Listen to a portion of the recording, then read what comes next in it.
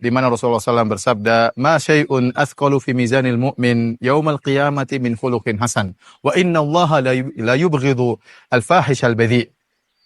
Sungguhnya, ya, tidak ada suatu pun yang paling berat di timbangan kebaikan seorang ini pada hari kiamat seperti akhlak yang mulia. Dan sungguh-sungguh benar-benar Allah benci dengan orang yang lisannya kotor dan kasar. Hadis ini kita perhatikan, Rasulullah SAW mengkaitkan antara akhlak yang mulia dengan lisan yang kotor. Seakan-akan bahwasanya kalau Anda ingin menjadi orang yang berakhlak yang mulia, jangan miliki lisan yang kotor. Oleh karenanya barometer, di antara barometer yang paling kuat untuk menilai seorang itu akhlak yang mulia atau tidak adalah dengan melihat lisannya. Karena lisan itu ungkapan-ungkapan sehingga diketahui bagaimana hatinya, bagaimana kesombongan atau tawadhu'nya. Dari lisan. Dari mana husnuzan atau su'udzon. Dari mana? Dari ungkapan-ungkapan lisannya. Itu bisa menggambarkan isi hatinya. Maka benar jika kemudian standar atau barometer untuk menilai akhlak seorang buruk dengan kita lihat lisannya. Karenanya dalam hadis yang lain dalam Sahih Muslim, Rasulullah SAW bersabda, Inna syarra nasi manzilatan yaumal qiyamati indallah man wada'ahun nas ittiqa'a fuhsyih. Sungguhnya orang yang paling buruk kedudukannya pada hari kiamat di sisi Allah adalah orang yang ditinggalkan oleh masyarakat, ditinggalkan oleh teman-temannya, ditinggalkan oleh manusia. Kenapa? Ittiqa'a fuhsyih, karena takut dengan lisannya yang buruk. Takut dengan lisannya yang kotor. Hadis ini ya memberi peringatan kepada kita agar kita menjaga lisan kita. Bahkan tatkala kita menyampaikan kebenaran, tatkala kita menyuarakan al-haq, ingin menyampaikan sunnah Nabi, ingin menyampaikan tauhid, jaga lisan kita. Jangan sampai kita berkata-kata yang kasar dan kotor sehingga membuat orang lari. Orang tidak bisa terima. Kenapa? Karena kotornya lisan kita.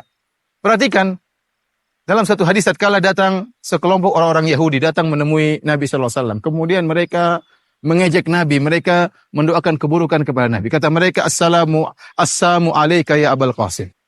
Kalau orang dengar sepintas, seakan-akan mereka berkata, assalamu alaik. Keselamatan bagi engkau. Tapi ternyata huruf lamnya mereka hilangkan. Mereka mengucapkan, assalamu alaik. Wahai Abul Qasim. Yang assam alaik, kalau assalamu alaik artinya keselamatan bagimu. Tapi kalau assam artinya semoga engkau cepat mati. Semoga engkau cepat mampus. Maka Nabi menjawab. Kata Nabi SAW, wa alaikum. Kalian juga. Cukup Nabi menjawab doa keburukan mereka. Ternyata Aisyah radhiyallahu anha tidak kuat, tidak sabar tatkala mendengar suaminya Rasulullah SAW dicerca oleh orang Yahudi. Maka Aisyah pun marah dan Aisyah pun balas. Aisyah berkata, "Wa alaikumussalam, la'natullah alaikum, wa ghadabullahi alaikum, ikhwatal qiradati wal khanazir." Kata Aisyah radhiyallahu anha, perhatikan ucapan Aisyah. Ya. Semoga kalian yang cepat mampus. Laknat Allah bagi kalian. Allah murka bagi kalian, wahai saudara-saudara babi-babi dan monyet-monyet. Maka Aisyah ditegur oleh Nabi SAW. Kata Rasulullah SAW, La takuni fahisha ya Aisyah. Wahai Aisyah, jangan kau jadi orang yang mulutnya kotor. Dalam riwayat kata Rasulullah SAW, maka narifku fi syai'in illa zana. Tidaklah kelembutan diletakkan pada suatu kecuali akan menghiasinya. Lembut, kata-kata yang baik. Wa man nuzi'an syai'in illa syana. Dan tidaklah diangkat kelembutan tersebut kecuali akan merusaknya. Aisyah dikatakan oleh Nabi, la takuni fahisyah. Jangan kau menjadi orang yang kata-kata kotor. Dalam riwayat yang kata Rasulullah SAW, Inna Allah la yuhibbul fuhsya wa la tafahush. Sungguhnya Allah tidak suka dengan kata-kata yang kotor, yang kasar. Allah tidak suka. Padahal kalau kita perhatikan, bagaimana sikap Aisyah? Perkataannya benar, tidak ada yang salah. Semuanya perkataannya dalilnya ada dalam Al-Quran. Pertama, kata Aisyah radhiyallahu ta'ala anha, ummul mukminin. La'natullah alaih. Benar bahwasanya la'natullah alaikum. Bahwasanya orang Yahudi terlaknat. Allah yang berfirman. Lu'inal ladzina kafaru min bani Israel ala lisani Dawud wa Isa bin Maryam. Dzalika bima asaw wa kanu ya'tadun. Telah terlaknat ya orang-orang kafir dari kalangan Bani Israel, orang Yahudi dilaknat oleh Allah. Kenapa? Karena mereka bermaksiat dan mereka telah melampaui batas. Kanu la yatanahawna 'an munkarin fa'aluh. Mereka tidak pernah saling bernahi mungkar atas kemungkaran yang mereka lakukan. Mereka dilaknat. Mereka juga dimurkai. Kata Allah Subhanahu wa taala, "Ghairil maghdubi alaihim." Kita minta kepada Allah agar dijauhkan dari jalan orang-orang yang dimurkai. Setiap hari kita baca dalam salat kita. Orang-orang Yahudi dimurkai. Jadi perkataan Aisyah benar.